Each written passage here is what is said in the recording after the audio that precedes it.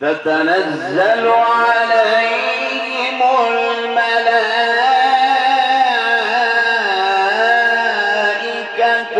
ألا تخافوا ولا تحزنوا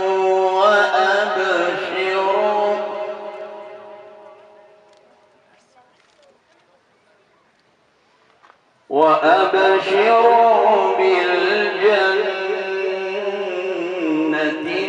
التي كنتم توعدون.